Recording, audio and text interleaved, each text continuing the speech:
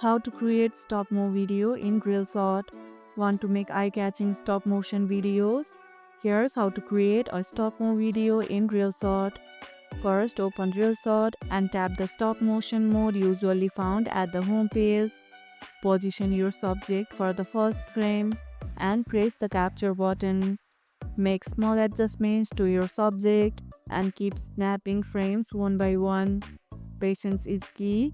The more frames you take, the smoother your animation will look.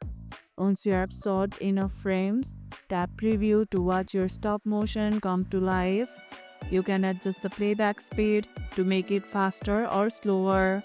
Then save it as a draft to add music, text, or effects. Have you ever tried stop motion? Share your creative ideas in the comments below.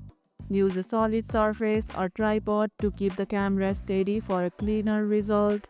And that's how you can create stop-mo video in Reelshot. And if this video helped, hit the like button, share it, subscribe, and leave a comment. Thanks for watching, and I'll see you in the next one.